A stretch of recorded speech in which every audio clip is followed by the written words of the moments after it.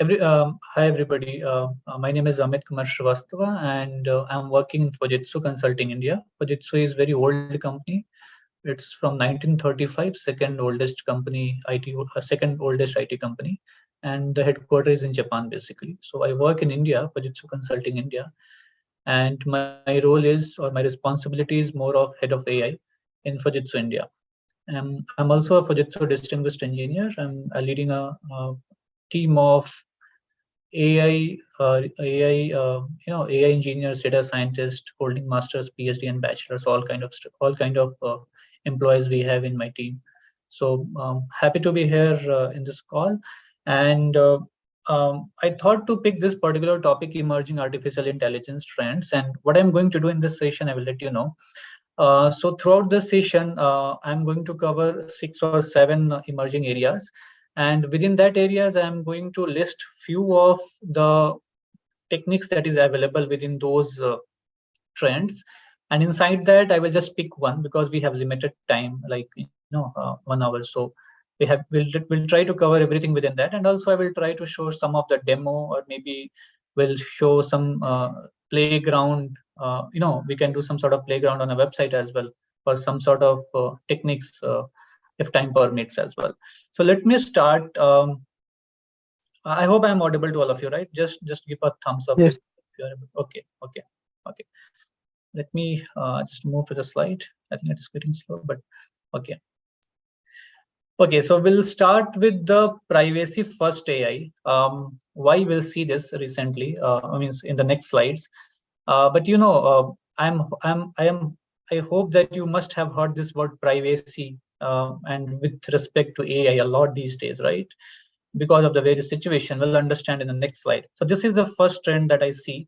By the way, these trends are not in sequence. You can think about the sequence on your own, but I have just put these trends here. Just focus on the content. Okay. The advent of privacy first AI. This is the first thing I have put it here. Let's understand this part first. So here are some of the statistics that you want to understand before we actually dive into the privacy first AI and its techniques. So the first statistics that you see, that one of the US tech firm was fined 57 million USD by French government, and the issue was related to GDPR breach. So GDPR is nothing but Global Data Protection Privacy Rule. So some US tech firm breached that privacy, and then they had to be fined for 57 million USD. The second statistic that you see is something around how the data are getting leaked from an organization. So think about it. You are getting a lot of telemarketing calls as well, right? And you do not know from where these people are getting numbers. These people are getting your cell numbers.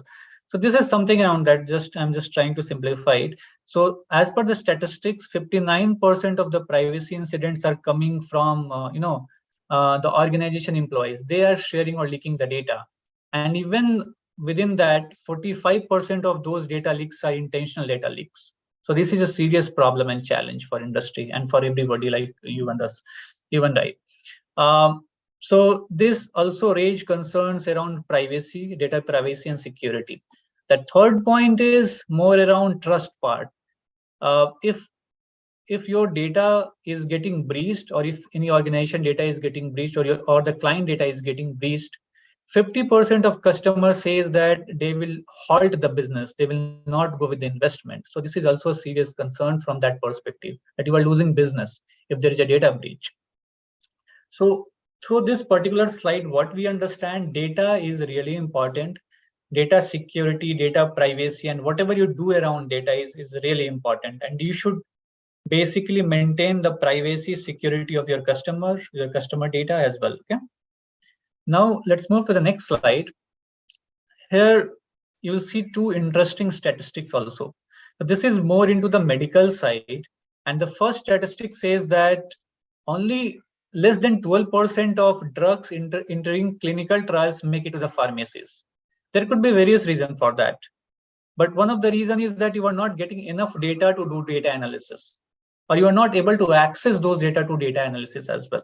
For an example, if I am in India, and let's take a COVID situation.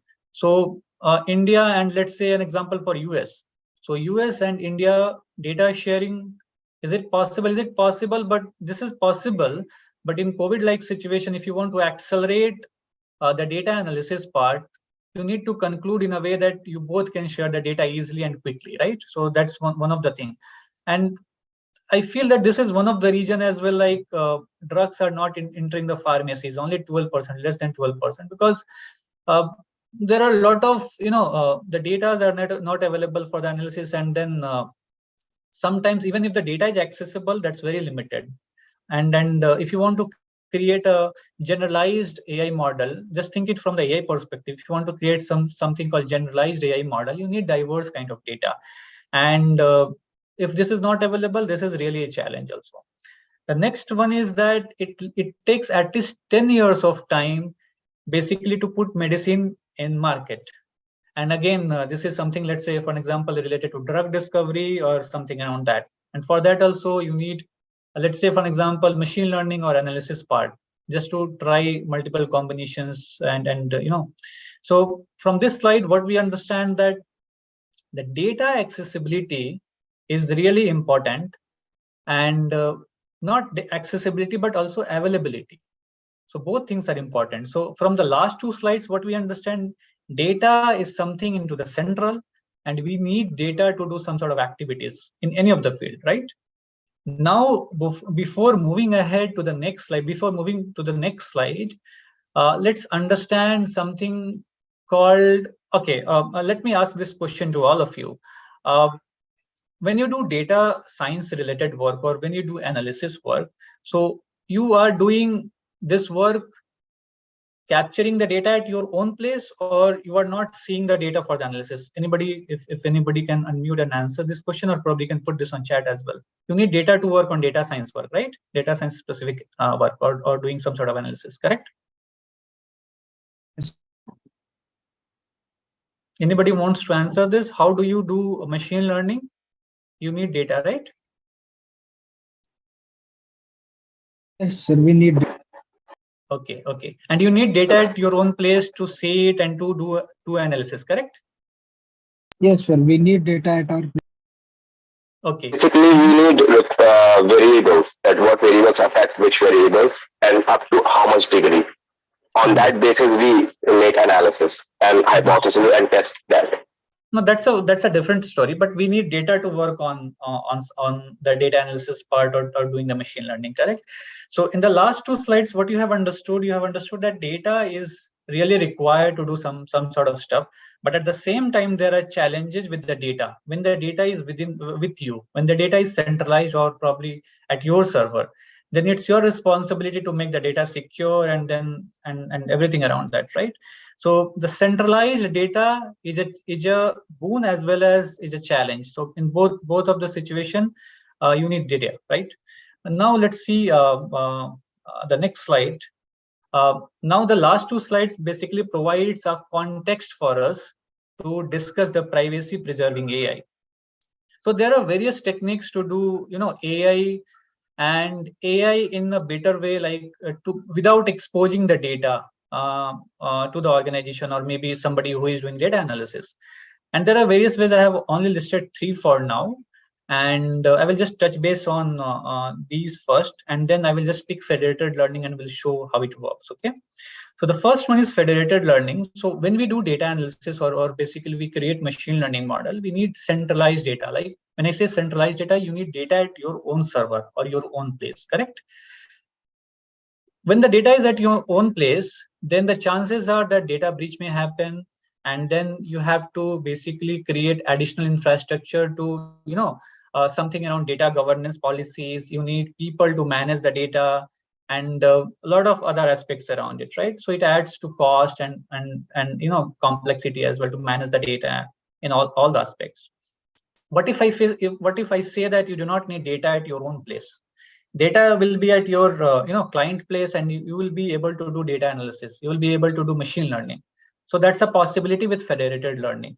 So what federated learning says that it enables decentralized data training, keeping data on the original device and only sharing the learned updates.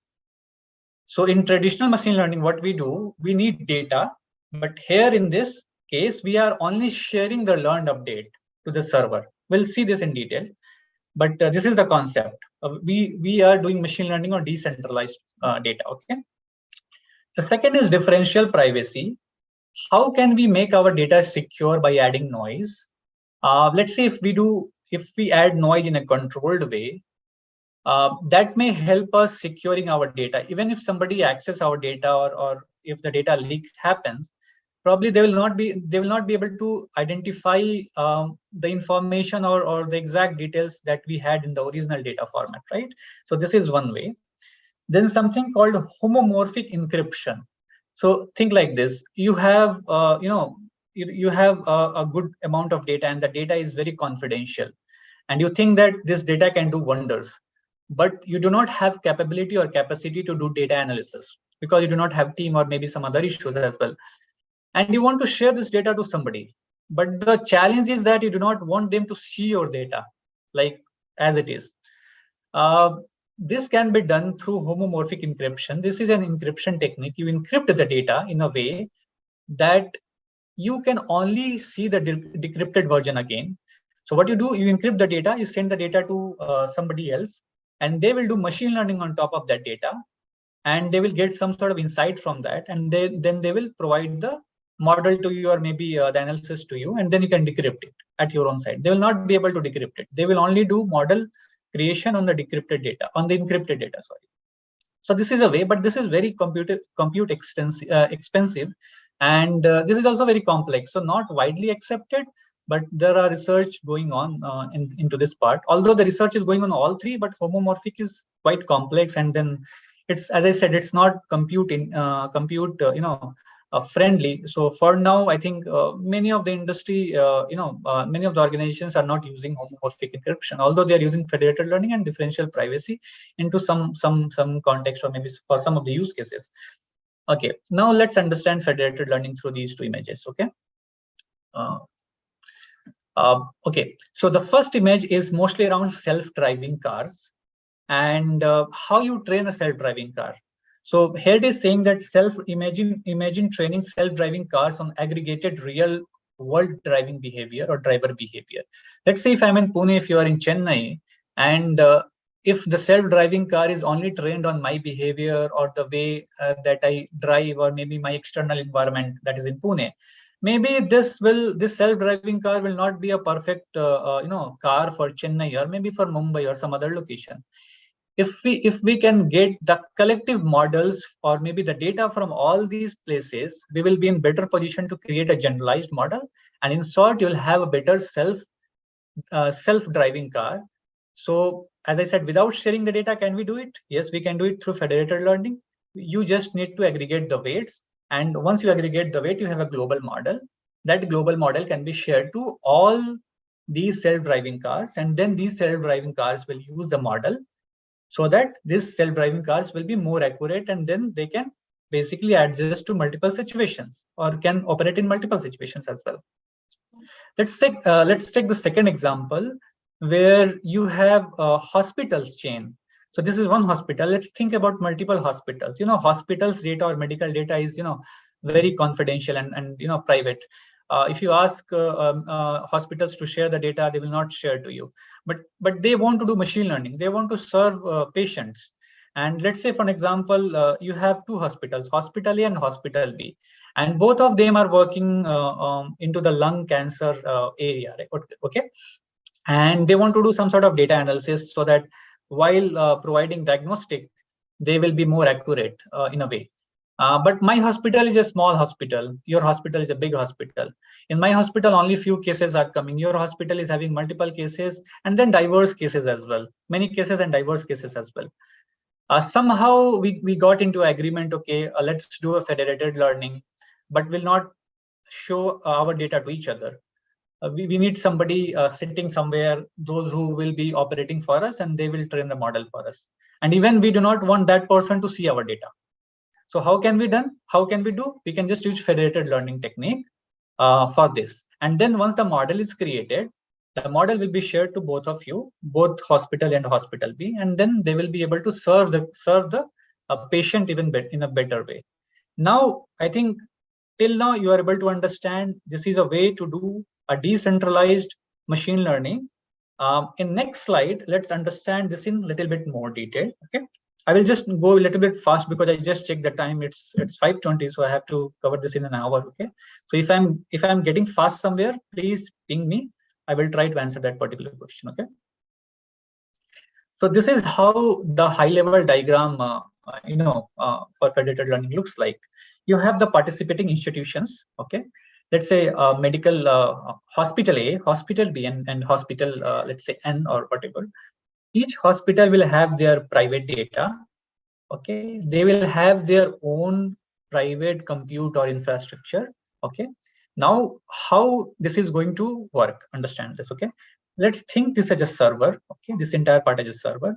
From server, I am sending one base model. I am communicating one base model to all these clients.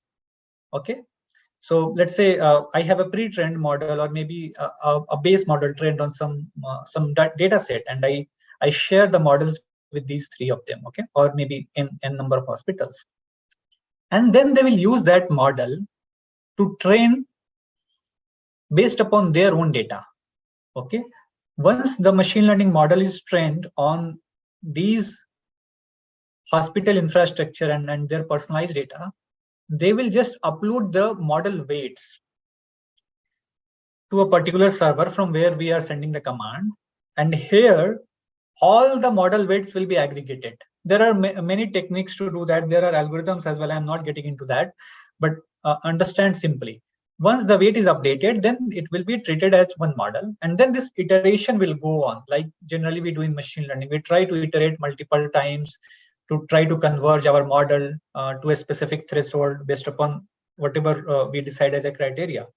So this process goes again and again. Okay, like n number of times based upon the epochs that you have defined or whatever. So this is how the federated learning actually works in simple language.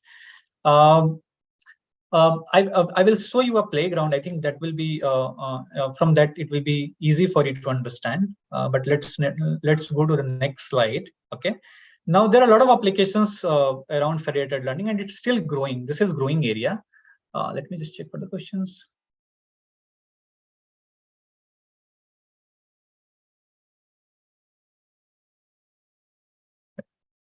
Okay, so let's say for an example, I'm not sure if you know about Google Gboard or not. If you type something, it will just show you the suggestion next word, and even if you type something, it will also suggest you emoji. How it does basically.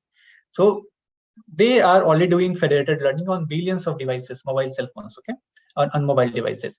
This is one example. I think because Google started this around 2016 or 2017, they are one of the recent players, and they have started with the algorithm called Fed Average. I'm not going to discuss, but I'm just telling you this was one of the vanilla algorithm, Fed Average, and then now you have multiple frameworks on top of these algorithms as well. So you can just explore whether it is from TensorFlow, PyShift, and then there are other as well, like here you were seeing NVIDIA Clara and others. From the medical side, what this Melody project co-founder basically asserts that federated learning can accelerate the process of drug discovery. If you see this, so they are saying that AI can help improving or accelerating the drug discovery process through federated learning, because as we discussed initially, the data is federated on different servers or different hospitals, and they do not want to share the data because of the privacy concerns or the data the security concerns as well. So now you can see some of the examples: medical imaging and medical devices, genomics, biopharma, smart hospitals. So NVIDIA is trying to do federated learning on multiple use cases. There are more as well. If you just go to Microsoft Azure on their site, you will also see where they are applying federated learning. In the GitHub repository also, you can get all the details, even the Colab notebooks as well, if you are interested to explore all those. Okay. Before moving ahead, let me just show one playground to you. Just a minute. Let me know once you're able to see the screen. Are you able to see my browser? Is it visible? The browser is visible to all of you? Yes. Okay. Yes, okay. Okay, now let's see. We are trying to create a message spam model, AI model, okay? And we have data from two people, Elise and Bob, three people, Elise, Bob, and Carol, okay? So, when we do machine learning, we try to label the data, okay? And once we label the data, then we try to do machine learning modeling. And that is called supervised learning, okay? Because you are providing some supervision here based upon, as a label. So in this Elise case, wherever you are seeing this cut option, like cross option, this means that this is a spam. Alice has identified this data as spam. So we have prepared the data. We have prepared that this data is spam, this data is spam for Alice. Same goes for Bob, some data is spam, okay? Same goes for Carol, some data are spam, okay? Now you send all data to a particular server, a single server, okay? So you can see user Alice message want cake with that is spam false. So this is not a spam. Just see this one. Bob buy pie now I is spam true. So this is a spam. So what we have done here, we have collected all the data and moved it to a central server. Okay. And that central server holds all the data for us. Okay. Now once the data is at one place, we are in position to do machine learning.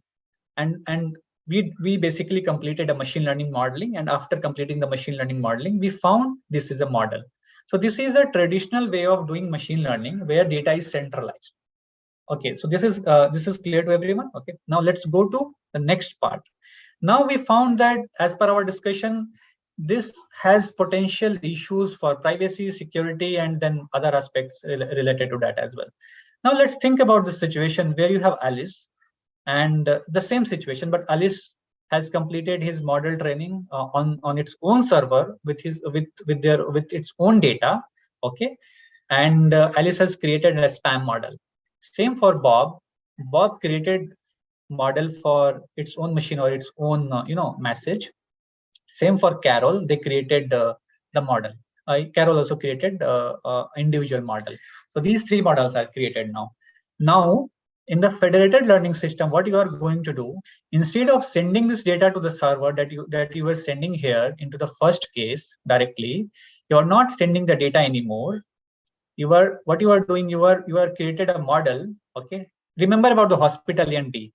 If you think this is hospital A, hospital A created its own model, hospital B created its own model, hospital C created its own model. Okay, now these model weights are getting aggregated at a central server. Okay, and this particular central server is aggregating all the weights, and then you are getting a spam model.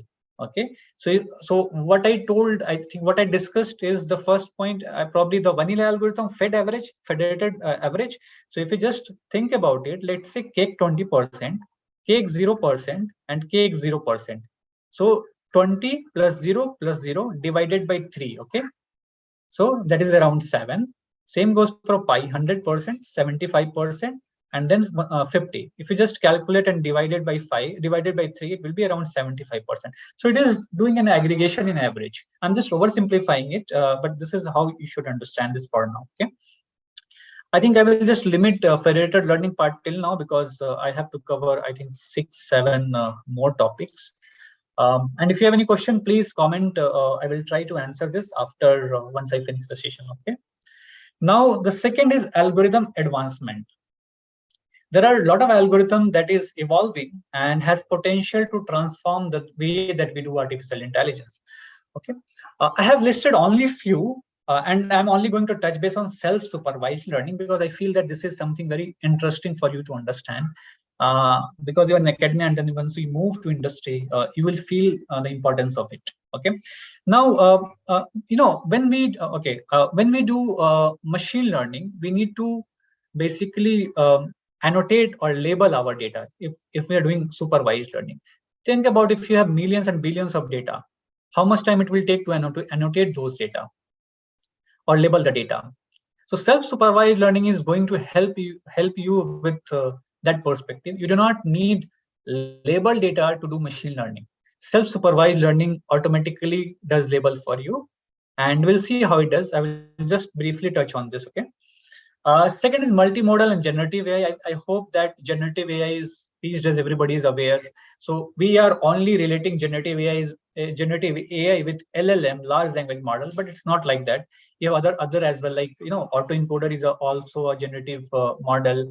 You have generative adversarial network as well, and so image, text, or video, whatever. So something, let's say if model is generating something, whether it's text, speech, image, video, or whatever, that is into the generative AI. And multimodal is like if you are using multiple kind of data, whether it is video, let's say images, speech, or maybe let's say text, and you are trying to basically use this to create a model, or maybe get some sort of output based upon that. That's a multimodal, like different, multimodal, using different approach to do this with respect to the data. Then you have reinforcement learning. This is based upon something called what is the term? I'm missing the word. Reward, right? Reward and penalty. So this is also growing in a big way. There are a lot of advancement into the reinforcement learning side as well. I'm not going to touch base on that for now. Better tiny models. There is a concept, something called knowledge distillation or model compression. And then think about this. If you are deploying an AI model on an edge device, and or think about this as well, if you are deploying an AI model with less compute, how you are going to do it? If you have trained your model on billions of images and the model size is very big, even to inference, you need some sort of compute at one place, right? At one time. So if you can create a better tiny model, smaller models, and if you are able to achieve the similar accuracy, I think that can be a game changing for the industry and for anybody. Like even you can use this on your CPU systems as well easily. So I'm not sure if you heard about YOLO, tiny YOLO as well. So there is YOLO and there is a tiny YOLO, for an example. So the tiny part is a smaller model. You can use it if you have less compute power. Okay. Now let me go to the next slide. Now I will talk about supervised learning challenges, and then I will relate this with self-supervised, because I'm going to touch base on self-supervised part now. So when we do supervised learning, we have to deal with a lot of data. And when we say we have to deal with a lot of data, means we have to create labels for that data, because in the real world, you are not going to get the label data all the time, right? Think about that. If you have millions of images, and even if you have to create a normal bounding boxes around a particular object, right? So if you do it manually, it takes a lot of time. I think ImageNet, I do not remember the exact, I think 14 million images was into the ImageNet data set. And if you calculate the, annotation like labeling for those 14 million images, it took around 22 human years, okay, collectively, to basically annotate the data. So think about that. And even all the data were not annotated. This is what I know. So the data annotation is a real challenge in industry, or probably if you work on a problem set, 60 to 80% of the time you have to invest on data annotation or data labeling. Okay. Now, these are some of the feedbacks that we had received in past when I was working with some of the members, those who were very new to machine learning, and I have just put it here, some of them. It's time consuming, tedious, prone to human error. Why human error? Because many of the members, maybe they will not be aware about how to do a proper data annotation, right? Because data annotation, it looks simple, but sometimes it's a tricky. And also it should be a very standardized way of doing data annotation across your team. If you have multiple set of data, if you have, let's say, 1 million of data set, if you're dividing the data set into multiple chunks and sending it to multiple teams just to speed up the process, and if they are following the different way of doing data annotation, I think that's going to make your model, less accurate, or maybe not. Your model will not be able to learn in that way that it should be. Okay, so the data annotation is also prone to human error, and now we cannot detect class for small objects. Any question? Yeah, sir. Excuse me, sir. So I'm audible? Yeah, please go ahead. Yeah, sir. Actually, this like unlabeled data, whatever, annotation is considered to be like equivalent to the structured data. What I think here is structured data is like the same as annotated data. Yeah. So let's think about unstructured data for now. We can talk about structured data. Well, let's say image, because image is more tedious to do. So I'm just picking an image example. In an image, if you have cat, okay, in an image, if you have cat and you want to do classification, cat and dog, okay, so you are going to create a bounding box around the cat, to tell your CNN model, let's say any neural network model or normal machine learning model, that you have to focus on this particular area and then try to work around this. Okay, so you are doing a data annotation and putting that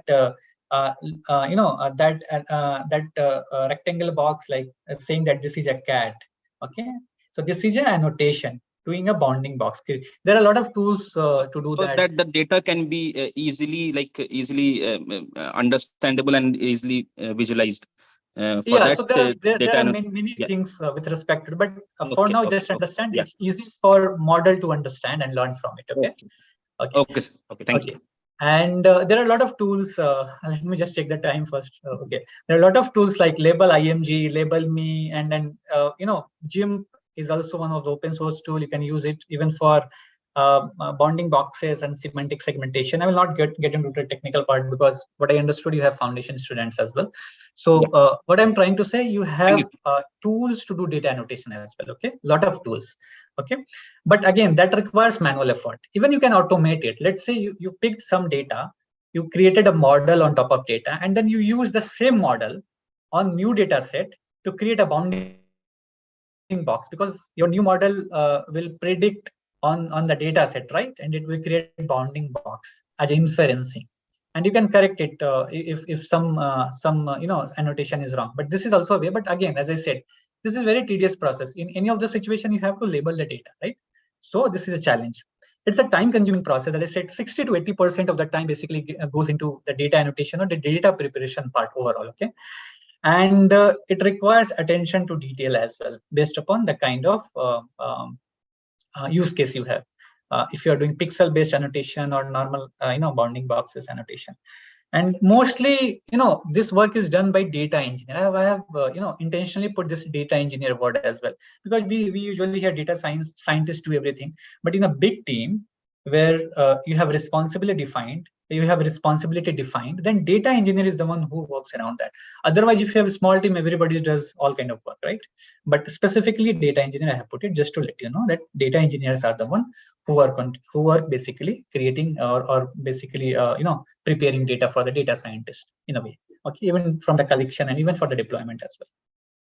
Okay, now let's understand self-supervised learning. I will just go very brief. Sorry for that, because I think I'm already, the time we have time limit. Sorry for that.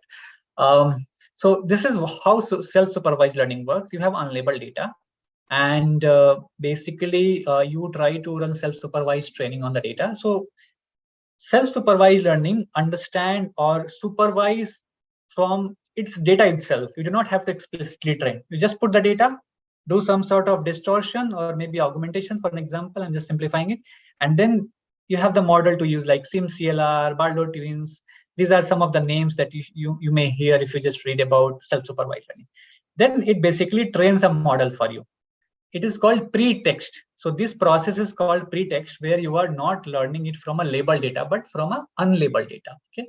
Once this is done, then you use this particular model, pre-trained model. So this is now a pre-trained model for you.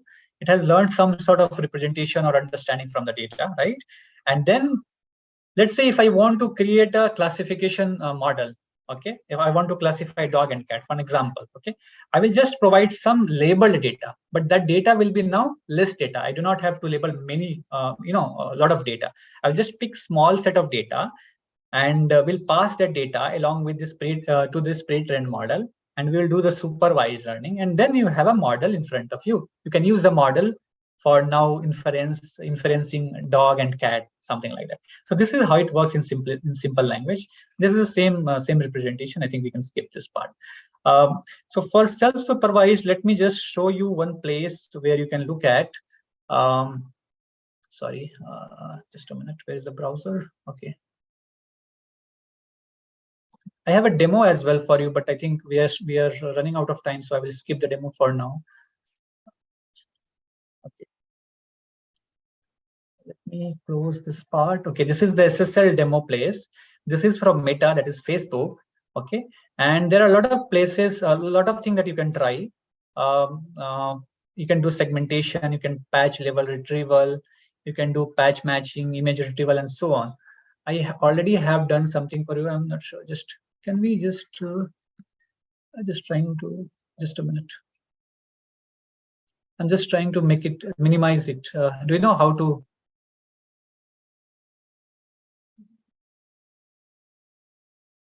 Just a minute.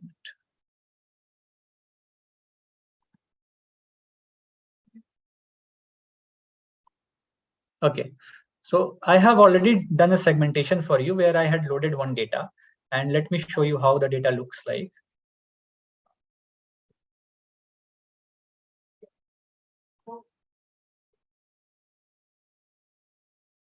Sorry for rushing, I think, because we have limited time. Okay, so this was the original data. Okay, and once I uploaded here, it did segmentation automatically. I already have completed this for you. It hardly takes seconds. Okay, so I'm skipping this now. Okay, so you can try. You can just click on you can change it, and you can try to upload the data, and then you can try to practice it, like try to do a play here. So that's fine. Okay. Okay, let me just go to the next topic quickly. I have 7 topics to cover, so I'm going to rush a little bit, but you can ask me after the call. Okay, means once we finish all this. Okay, now AI democratization is one thing that we are seeing now, and this will increase from here for sure. There are various regions. These are some of the statistics. Like by by 2030, we are seeing that 50.7 trillion USD will be a potential contribution to the global economy. And this is a report from PwC. You have up to 26% of boost in GDP for local economy. So up to 60%. Do not think 26%. It's up to. It can be less or it can be till 26% or plus 26%. Okay. I'm not investing much time here, but this shows that it has potential to contribute to the economy. And if AI is going to contribute into the economy, it means we need to make this AI solution accessible to the people. And how can you make it accessible? You have to democratize it in many of the ways. Okay.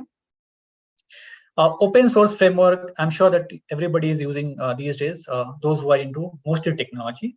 So TensorFlow, think about TensorFlow in the initial days. Even those who are AI researchers or somebody who is into machine learning, they also struggle to use TensorFlow in a way, right? Because a lot of libraries or a lot of functions were not available, and a lot of techniques you have to code it from your own side. But see now, even a developer can use TensorFlow directly without having in-depth machine learning knowledge. PyTorch, Scikit-learn, Hugging Face is a good place to explore open source libraries or open source models. A lot of models are commercialized and they are not available freely, but Hugging Face is one place people are contributing in a big way. Explore it and try to explore some of the models from here. Now AI as a service.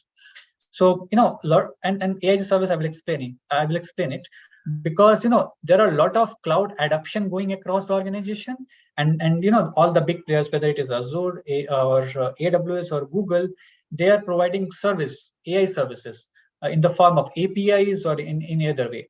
So these are making AI accessible to developers and to the organization easily, and they do not have to worry about their infrastructure and those kind of stuff, because they just need to use the model or maybe let's say the API and integrate into their software or system, and they can easily create the solution.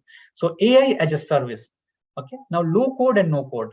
So low code and no code is something like you have to do minimal coding or maybe no coding at many of the time. You may just use drag and drop to create a process flow and train the model, as simple as that. So just drag and drop, and it's available on the cloud as well. In a lot of places, like let's say in Microsoft Azure Studio, if you just drag and drop things, but you should understand the flow of your machine learning process, then you can create a model, a quick model. And then AutoML. AutoML is something that you do not have to do anything. You just upload your data. It will do data pre-processing for you. It will do hyperparameter tuning for you, and it will provide you the best model out of it. So today we are just going to see the AutoML part. Okay. How AutoML is helping, and this is not for AutoML. This is basically for all these democratization factors that we have seen. Okay, accessibility part. So AutoML is basically providing AI accessibility to non-expert as well. Let's say if I do not know machine learning, can I do machine learning? Let's say I'm a retail store person, but I just want to do some sort of data analysis for my retail shop because I found that there may be some pattern and I can improve my business.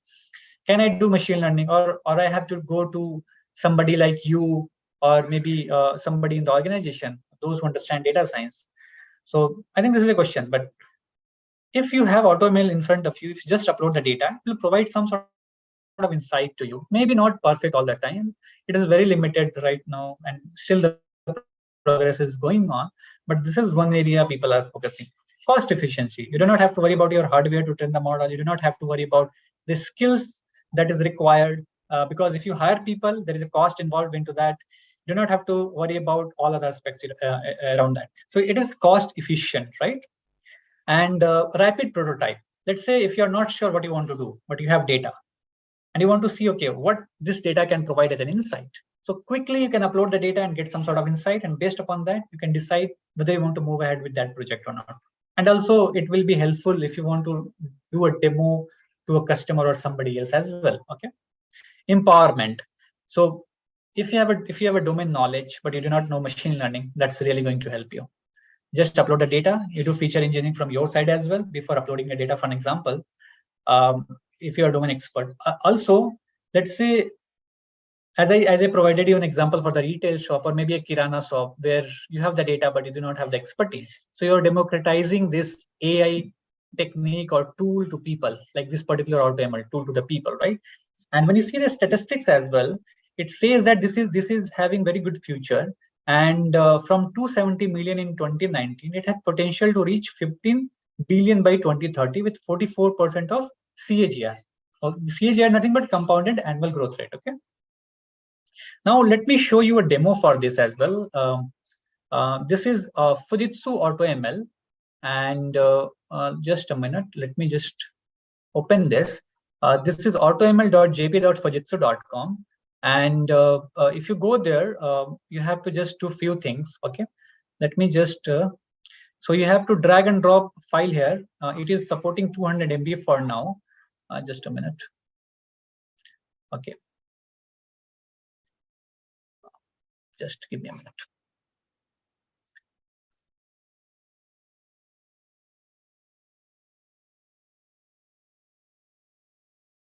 Okay, now let's go to app.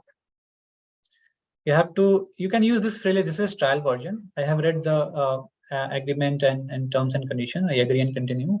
Okay, now you have to drag and drop file here, browse file. I already have data. So let me see which data I have to choose. I am using Titanic data. This is very famous data. Okay, now I'm submitting the data. Okay, now it is telling that this data has 8 columns, 47 rows. Okay, now this is uploaded. Okay, now if you want to do some sort of configuration, what is your label? So target column you have to tell. I'm not sure what is the label, but okay, I think label is the label. Let's select.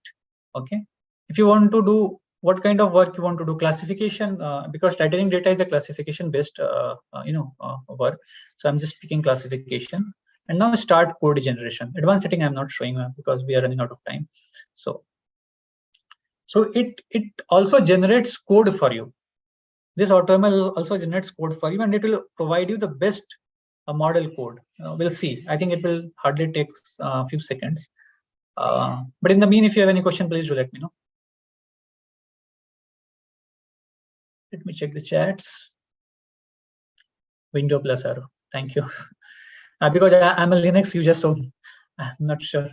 Yeah, Harshil, please. Please go ahead.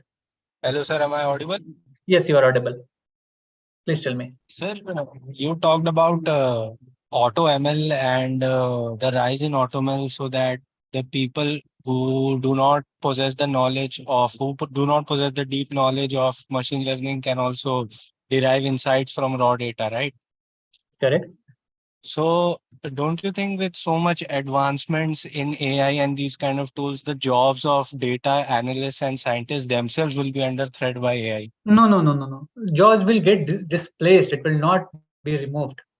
And then you have a lot of problems to solve. Think about quantum machine learning coming, right? You are still solving very limited problem and in very limited capacity. Maybe the lower level of work where you do not need a certain kind of expertise, Okay, think like this. When you started on data science, probably 4 or 5 years back, you hardly had APIs to support you, right? And then you used to write code. But after coming APIs, those jobs are still there, right? They're picking some more advanced problem or more complex problem to solve. No doubt there will be displacement, but as you said, people may not lose job if they upskill themselves. So that's not a problem. We can debate on this, but that's a separate thing. I think we should limit ourselves to discussion till now. Okay, but I hope I have answered your question. Like scenario, Yes, TensorFlow sir. scenario. Okay, Yes, the people sir. are I still was working. thinking of being displaced, but where do you think we can be displaced in higher order machine learning or AI Yeah, so or you will pick further advancement? more advanced thing to work. You will let's say something is called citizen developer these days coming on, because you have APIs. You do not need core data scientists to train the model. You have the APIs you integrated, but you should understand the process. You should understand to interpret the data and how you can integrate all this together to create a better machine learning solution. So I think let's limit this discussion for now. Probably after this call, I will help you to understand on this, okay, in detail. It's already 5:50, so sorry Yeah, for that. Yeah.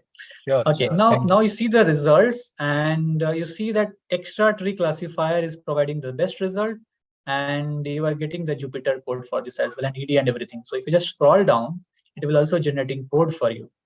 Okay.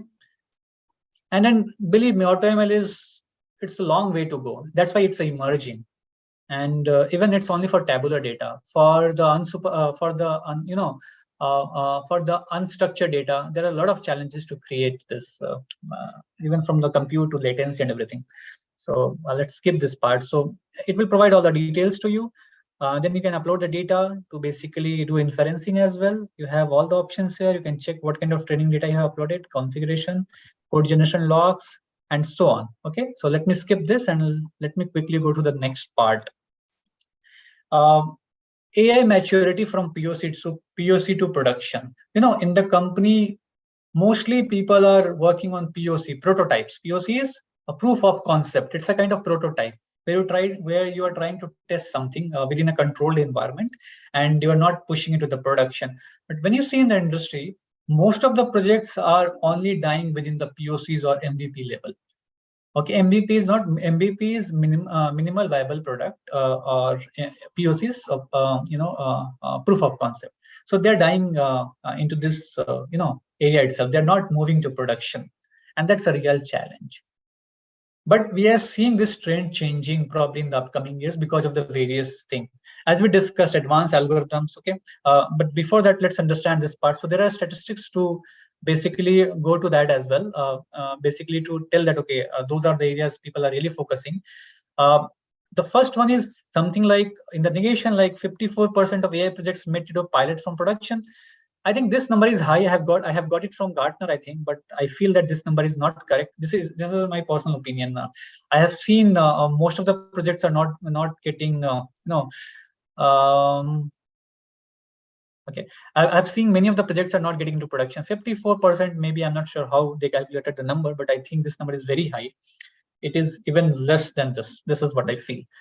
But if you see the corporate strategist, 79% of them feeling that in next 2 years, their success, like AI and analytics, are one of the factors for their success. It means that they really want to make this solution commercialized, make AI and analytics commercialized in a way. So that's a good sign. And then there is one more statistics from McKinsey. They say that 40% of respondents say that for a survey, 40% of respondents say their organization will increase their investment into AI overall because of advancement in generative AI. We are just relating generative AI with chat GPT these days, but it's more than that, just to let you know. So 40% of the respondents said that they want to invest more. It means that they see the potential of the business. Okay, and if they see potential, then the customer is in their mind, correct? That's why they're seeing the potential. Let me go to the next slide quickly. Now, why this is happening? Algorithm advancement, we have seen. Democratization, we have seen. That's one thing. Another part is data growth. It was not like that in past. You do not had data, but it was not organized. The data governance policies was not there. Okay, and all the aspects around data was missing. It was only with the few of the players, and they were basically working on the AI side, but most of the people were not caring about the data that they should be in the way. Okay. Algorithm evolution, we already have seen better algorithms, advancement, and everything. Affordable technology, because we are talking about lower cost, like low code, no code, as we have seen, APIs, and also open source technologies available, and even that can be used commercialized, like TensorFlow. You are using it in the commercial area as well, Scikit and everything, right? So that's a power of open source as well. Affordable technology, rising demand. Business statistics shows that there are rising demands as well. Okay. Now let's move to the next part. The transparency imperatives. We'll also see a demo for this transparency imperatives as well. You know, I think you have heard about explainable AI. Like it tries to support your decision, like whatever you have decision or model that you have trained based upon specific data. So it tries to make it transparent and understandable to human. So there are various factors. Just give me a minute. Let me check if I have battery issue or not. Just give me a minute. I have to plug. Just a minute. I mean,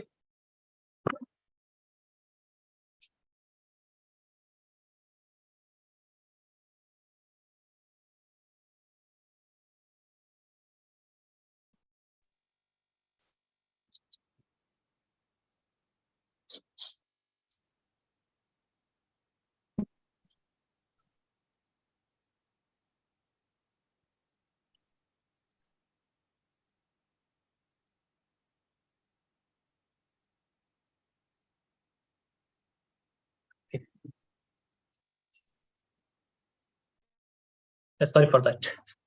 Okay. So the points are that it provides you transparency, interpretability, trust, and regulation. Transparency because it will provide a chance to yourself as a data scientist and also to the customer to understand how this model is actually working in a situation. Okay. Then this explainability will also provide you the way to interpret it. Like I will show you the demo. I will not spend much time on the slide because running out of time already. Then trust factor, because you know that how your model is predicting something, and the regulations, because there are a lot of concerns around healthcare, and then the acts like HIPAA and GDPR. Benefits, better decision making, accountability, and adoption. Adoption because customer will have trust in your solution. They will be able to understand whatever you have created is ethical and there is nothing hidden into that. It's not 100% correct for now, as of now, at least in the unstructured data when we deal with when we use deep learning. But mostly in tabular data, you will be able to basically do explainability and interpretability as well. There are a lot of techniques available like SHAP, LIME, and then even with the feature visualization or importance, you can understand the explainability part. Let me just quickly show you a demo. Let me go to the browser again. Okay, let me just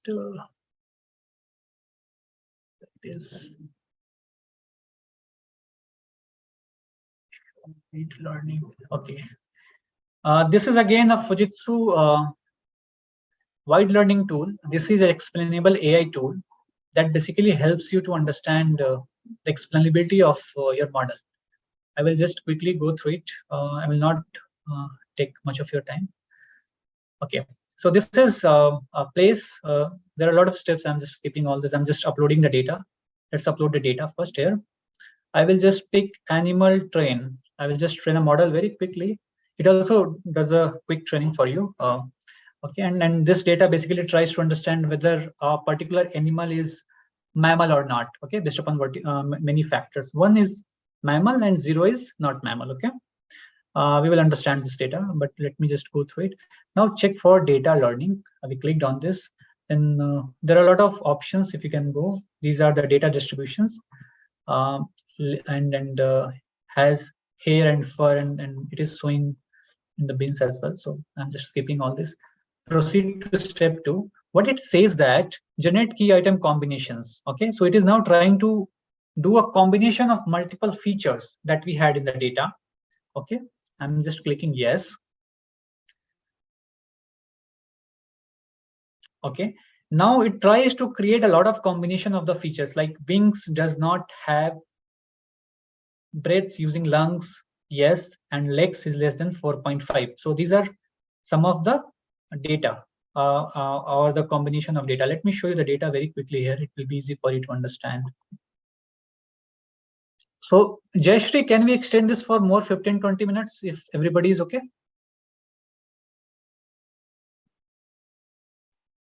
Or if somebody is from, the coordinator team or from any professor, if they are fine for me to extend the session for next 15-20 minutes.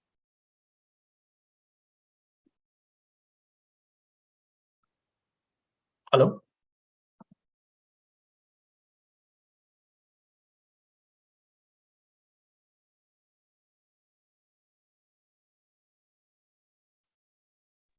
I guess you can take silences first.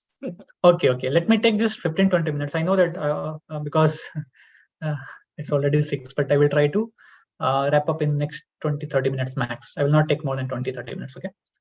Okay. Now you have name, and this name is for animal like deer, calf, and whatever. Then you have hair, fur, like if this animal has hair or not, has, does not has, wings or not, and then oviporous. Oviporous is someone who only lays egg. This is what I remember. Please correct me if I'm wrong. So they only lays eggs. So I think chicken and these kind of are oviporous. And then there are other features as well. And then you have label. Label 1 means this is mammal. Label 0 means this is not mammal. Okay, something like that. So this is the data we have got. Okay, now you have understood the data, and then this data has specific features. I'm not getting into the features for now. Okay, I will just go to the wide learning. Okay, wings does not have wings. So wings is the feature, and then the feature value is does not have. Like if animal does not have a wing, and then breaths using lungs, yes. So that animal is breathing through lungs. If that is a yes in the value, and then the leg size is less than 4.5, then the occurrence of positive cases, like occurrence for 1 is 40, that is that person is mammal, and occurrence for negative, that is not mammal, is age. Okay, and right now the wide learning explainable AI tool have understood 3 different features into this case to consider it, and like this you have 77 features. Try to understand the combination of features. Okay, if you do it manually, it will take a lot of time to do. Let me just go to step 3. Now what it says that weight important combination. After the weighting is completed, the process will automatically shift to step 3. Step 3 is let's check the result of the learning. Okay, it will automatically learn some weights for you.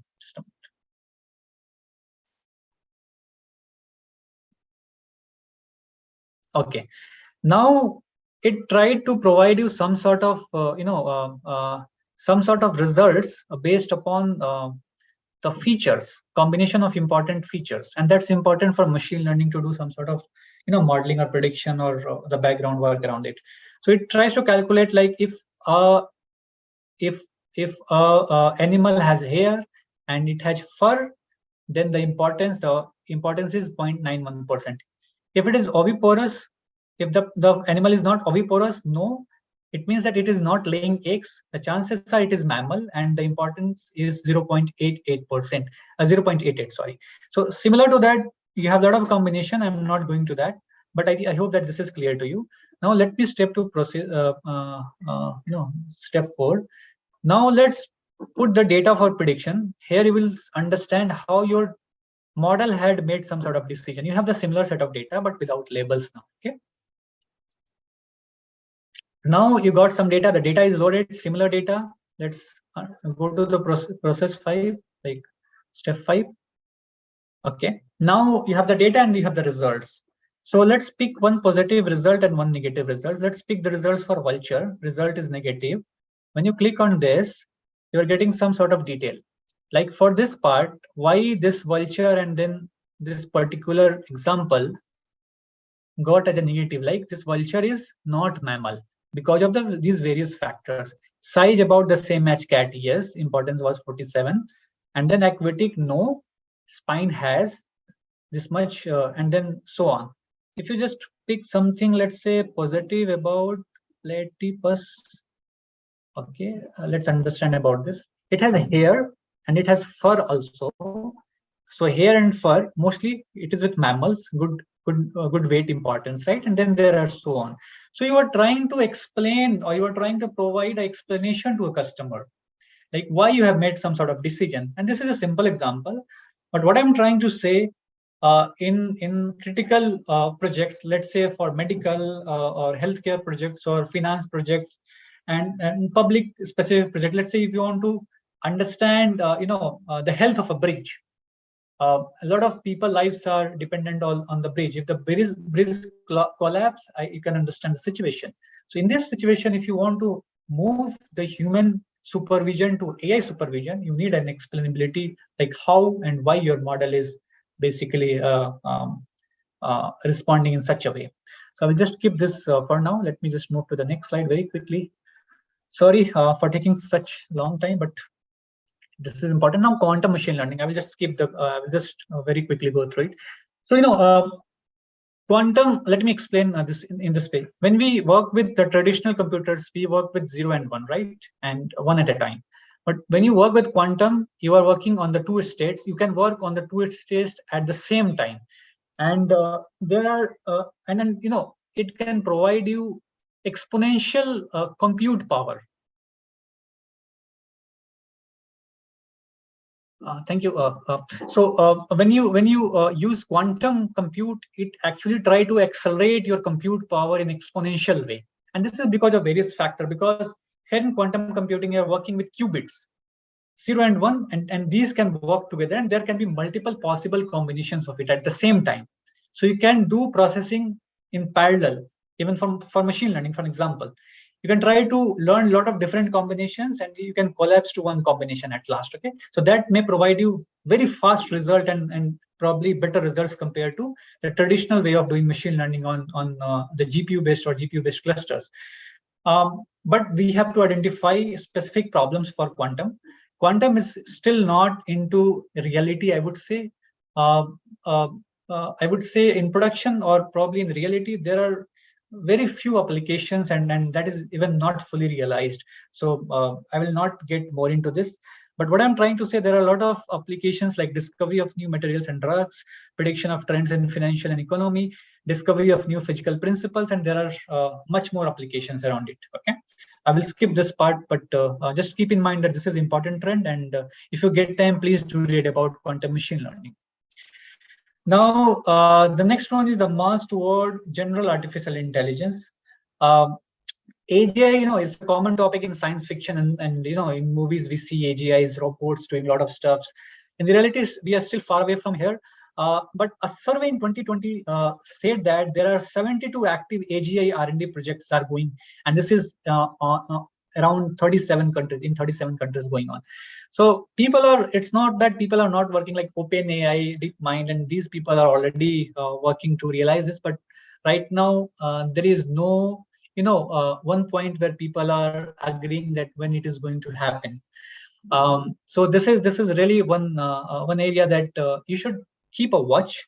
But I think it will take a lot of time from here. When there were GPT-4 announced, people were saying that, okay, AGI is come. No, it's not that. Even GPT-5, I heard that they are crawling way for more data. For GPT-5, they're planning.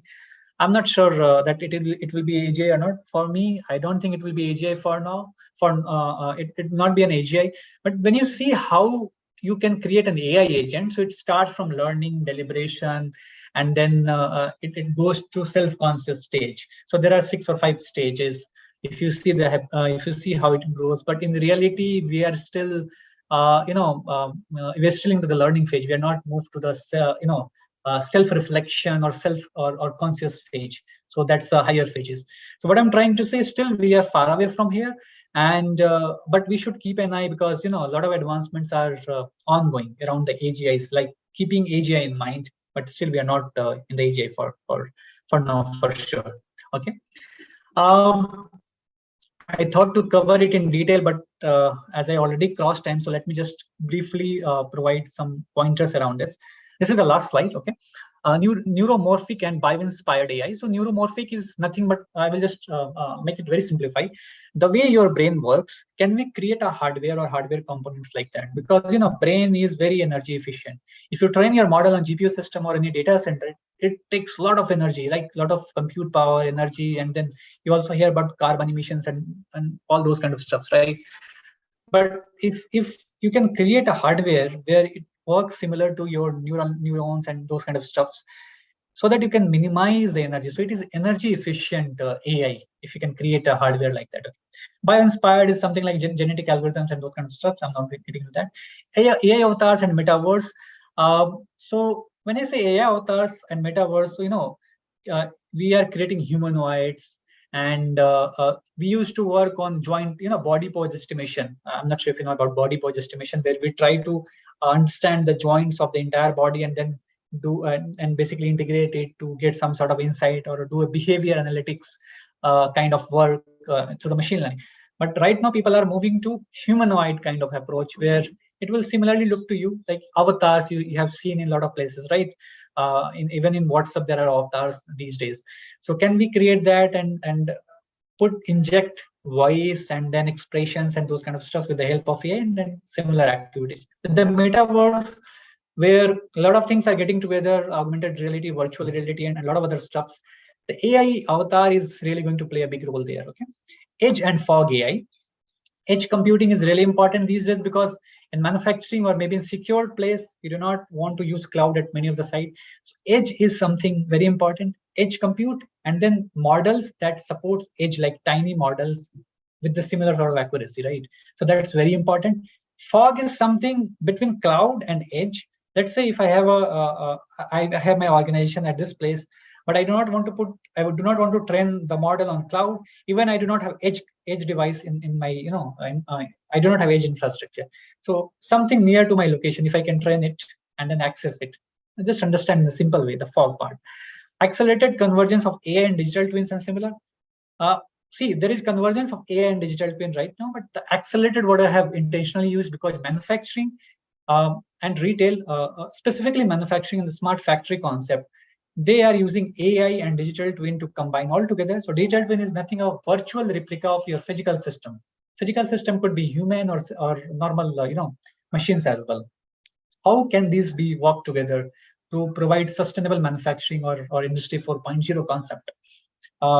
If you want, I can provide you an example, but let me just finish it first.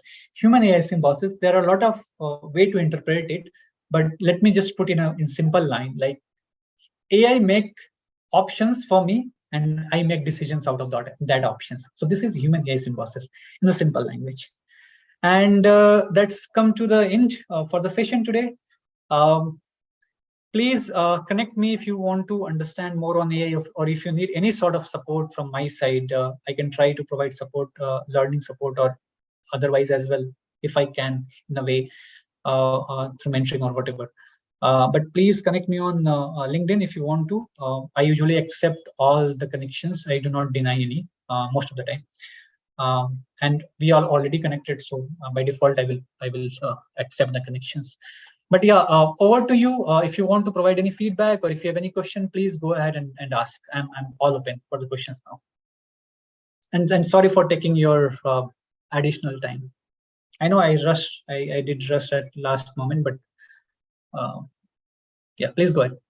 I'm okay for the questions now.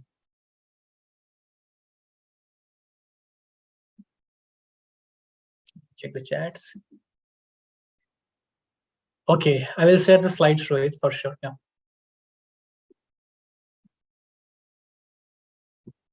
Okay, anybody wants to discuss anything, whether it is specific to this particular session or anything around data science or AI, please unmute yourself and speak. Yeah, Jyoti, please go ahead. Sir, you have discussed like there was some thing you have developed in which we can put our data and it is going to do all the analysis and it is going to tell results. So yeah. Before you told something before that and after that, like suppose our data is unstructured, we need to use deep learning. So can you guide little bit like how we can use it, and then we can make unstructured as structure and then put it in the machine and then get some data. And after that, I want to ask you one more thing. Like suppose like you have said, many people do not share their information. So suppose I made 2-3 models by taking information, I want to combine it, and again I want to make a better model. So whatever you have developed, I want to know something before it and after that, like how to do it if I want to do something like that. So you asked two questions. First was around AutoML, and the question was, can we do AutoML on the unstructured data, right? Yes. So see, Like, there are a lot of challenges with respect to unstructured data. People are trying to do it, but it's not very successful now. So I think the advancement needs to be should be there probably in some time. I'm not very sure when you will see such kind of AutoML where it can handle unstructured data very easily. But right now, I do not recall anything that can create a solution very quickly, because in unstructured data, when you work with matrices and then millions and billions of parameters, it's really challenging because you are doing some sort of computation, and it's a compute overhead on the server side as well, and then the latency, and then sometimes um, the deep learning models are in big size, like it takes a lot of iteration and time to train the model. Let's say if you are training 1,000 images or maybe 5,000 images, and if the image size is big, like the pixels are more, it takes a lot of time to train the model, right? So you cannot wait for the entire day just to train your model, and because structured data is very easily to get the results, and like quickly, not easily but quickly. Sometimes it also takes a lot of time, but structured data is easy to handle compared to unstructured data for now. So there are no such solution as of now, like when you compare this with a structured data, no such accurate solution in the unstructured data with respect to the AutoML part. Still people are trying, but I have not seen any, even in my organization, I have not seen such solution that handles unstructured data through AutoML in a good way. And this AutoML was basically meant for the tabular data, like structured data only. The second question was how to do model aggregation, right? So there are a lot of techniques to do. You can use TensorFlow federated, framework. You have PyShift as well, and then there are a lot more. If you even want to go a little bit more core and try to work from your side, so there are base algorithms like federated average, federated proximal algorithm, federated compression algorithm, and then federated Adam algorithm. There are a lot of algorithms. You can use it, try to explore and see how can aggregate those models together. Okay, if you just work into the federated learning side. Okay. Thank you, sir. I understood. So actually, whatever that automation you shown, I know a little bit about it. I know that before that and after that is not developed yet. Suppose I want to do it manually on my own by learning from internet. Can you suggest some resources in which I can manually by using deep learning convert unstructured data into structured? Then I will put it in your model. It will do some work, and then again I will manually combine some models. Understood. And So what you are saying, that you are not talking about an AutoML, then you are doing pre-processing from your own side, and you are just trying to put the pre-processed data to a model, right?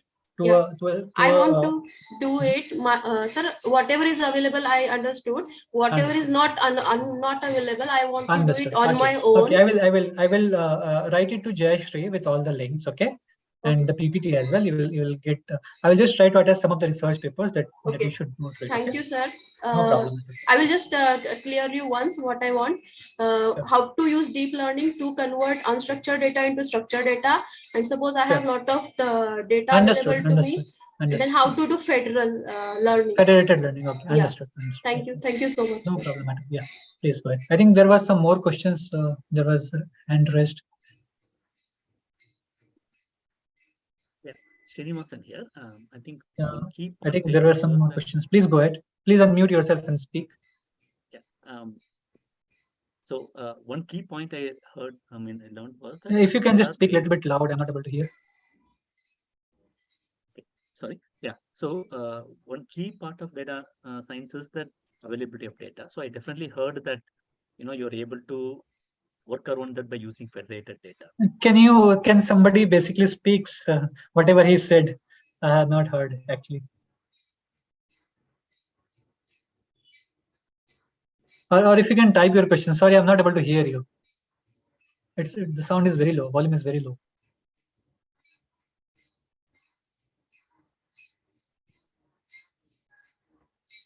Okay. In the mean, if somebody has somebody have any other question, please go ahead. Hello. Yeah, please go ahead. Yeah. Sir, I just had a general query. I just wanted to know what are you expected to do in your day-to-day job? Like, I know that there are data scientists, but I'm really not clear what does an actual data scientist do? That What is your background like? What kind of domain you are coming from? Are you? Means if you can just let me know, I will just explain into that language. No, sir, I understand computer science and I am actually pursuing a computer science right now. Okay. I'm pursuing bachelor, so I will understand the terms that you Okay, use. okay. Let me explain you what data scientist basically does. So it depends upon the team, the size of the team. I will provide you more industry focused answer because this will help you. So see, when you are part of a small team, and you are part of a small organization, no matter whether it is a small organization or big organization, if you are part of a small team, you have to do everything. You have to do application development, you have to do web development, you have to do data engineering, and you have to do data science work, data scientist work as well. Okay, all four sometimes. Okay, so let me explain how it works. In data engineering, you try to collect the data from various sources, you pre-process the data and do some sort of operations on that. The data scientist work is to basically create models. It's a core work for data scientists, algorithm exploration and modeling. And then once the model is created, the data engineer will deploy it and make it accessible to the world. And then it will also help you to do the integration, like integration through APIs or whatever. If you have bigger team, you can hire developers specifically to do web application creation or whatever. But in a small team, mostly everybody has to do everything. If you have bigger team, your roles are clearly defined. Data engineer has to only work on the data collection, data, let's say merging, combination, some sort of pre-processing, and then data scientist will work on that data, think about algorithm, tweak the algorithm, or maybe create model. Then once that is created, again, it will send the model to the data engineering team. They will deploy the model. If you have to create the web interface or something, you have a developer within your team. So in my team, I have all the members. Some members are specifically, let's say I created a model. I have a web team that creates a web interface, work with data engineers to integrate all those stuff. So this is how it works in simple language. I'm just trying to oversimplify it, but you should have different kind of people in your team. So the data engineering is a separate field. Data science or core data scientist is a separate field. But if you want to be a data scientist, you must understand data engineering part. Vice versa may not be always true, but if you want to be data scientist, pure data scientist, core data scientist, you have to understand the data engineering part in a way, at least. Otherwise, you'll not be able to work. Yeah. So I would say a natural progression from data engineering to data scientist, if you just see from that perspective. I hope I have answered your question, right? Yes, sir, absolutely. Thank you. Okay. Let me just read a key takeaways is that there indeed are ways to manage the data security issues by using federated data model. How widely is this being used in industry? Not that much widely it is used for now. There are few players only they are using it, and it's not that the solution is not in production. I shown you some examples on the NVIDIA side. Let me just quickly go through it if I can just go.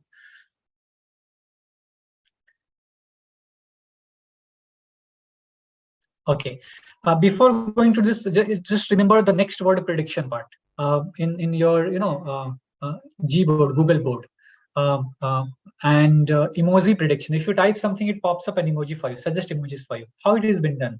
This is through federated learning, and this is coming from long time, like from 2016 or 17. This is what I recall. So Google already had implemented it on billions of devices, not one or two devices, billions of devices. So even if you have Android phone, you have federated learning, or you have your phone learning federated, model in your own phone compute and with your own personalized phone data, and it's already there. Other examples that you are seeing here, NVIDIA is trying to accelerate along with other players the drug discovery areas, and you can apply it anywhere, but the applications are not that much as of now. People are still learning this particular technology because this is also under research. I just touched based on simple federated learning. if you just think about, this is more complex. You have heterogeneous, you have homogeneous, and then you have model centric, you have data centric. This was centralized federated learning.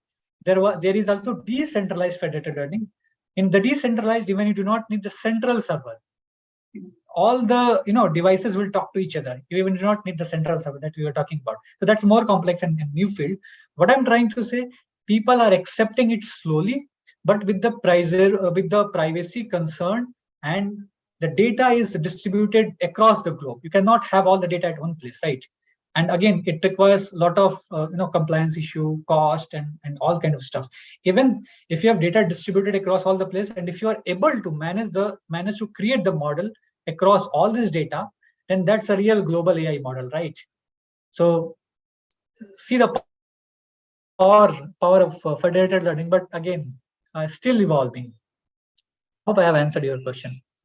Yes, Sarvesh, I can provide you some quantum machine learning. So my suggestion would be there are a lot of good documentation, and also there are a lot of research paper. Before understanding quantum machine learning, I would suggest you to learn some sort of basics of machine learning, at least to an extent, at least till support vector machine. Just learn till support vector machine in machine learning, and just understand basics of quantum computing. Or probably some what is qubit, what is superposition, entanglement, and these kind of stuffs. And then you have also, IBM provides a lot of good documentation. If you just go to the IBM site, they have a lot of good quantum machine learning and quantum specific documentation. But if you are thinking that you want to try something, there is a concept called quantum inspired digital annealer that tries to solve combinatorial optimization problem. That's not a quantum computing, but that is trying to fill the gap between traditional computer and the quantum computer. It tries to solve any problem with great pace if it is an optimization problem. What basic technical skills you seek in entry-level data scientist? If you are seeing a data scientist, and if you are using the word data and scientist, then it's a big word, right? If you want to get into this data science field, you have to understand how to read the data, how to understand the data. And that can come through various ways, maybe through domain expertise, or maybe some basics understanding of statistics and probability. You must have your analytical mind all the time running. Just have these, and you also understand how to communicate your data to people like non-IT people or non-technical people. So that's important. Okay, I'm curious to know if Fujitsu Consulting India currently has any open insert role. Okay, I will skip this question. I'll probably take this separately. I hope this is fine. I can take this question separately, but not here. Abhinav, yeah, please connect me separately. Okay, any more question? If you have a hand raised, please go ahead and ask. Unmute yourself and ask. I'm not able to monitor everything, so I'm just going to the last slide in case if somebody of you wants to connect me, please go ahead and connect me. Yeah. How to perform auto ML? I think there are a lot of so when you say how to perform auto ML, you want to understand the background of it, or like just uploading and do stuffs?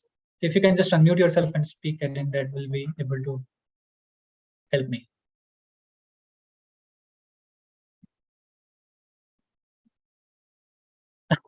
Yeah, I'm using Fujitsu laptop. Okay, implementation. So it works. So it's not very easy to implement AutoML. We are still into R&D phase. So the most important thing is that you should know how to create and optimize and effective pipelines, whether it is data pipelines or algorithm specific pipelines. I will just stick to this part because there are a lot of other complexity involved into this. But the data pipeline and the model pipeline, you need to understand and how to optimize all this stuff. So this is really important. If you want to, if you want to do anything in machine learning, and if you want to automate, focus on data pipelines. The pipeline, these days scikit-learn also provides pipeline as a method. But you understand how pipelines works actually. If you understand pipeline, then you will be able to automate a lot of stuff. Let's say the data pre-processing part, you'll be able to automate. Okay, for example. Okay, pipeline is something that you try to create in a structured way, and if you pass any data, for an example, it will do a certain steps in a sequence wise, and then it will provide you some sort of output. I'm just making it simple, but yeah, this is how it works. So you can just go to the scikit-learn. There is page for pipeline. You can just read about pipeline in detail. Okay, I hope this is fine. Any more question? Please go ahead. It's already 6:30, where we can practice it. Pipeline you have to create from your own side if you want to practice from scratch. There are methods like with the scikit-learn, use it. Just pick the data set and try to see, can we automate the data pre-processing step? When we data the outliers into it, can we values into it, and can we try to make our data into a particular scale? Can we do it automatically? If you are able to do it, then you are creating a pipeline. So automation. So, and then there are various steps for this as well. You can just define the pipelines in sequence. Okay, it's a part of ML. Okay, I'm not sure. Is it something internal? I'm not very sure. Okay. Okay. Okay, do we have, thank you. Okay, thank you. If we do not have any question, we are good to close the session. Can somebody please confirm from IIT Madras, like whether we are okay to close the session?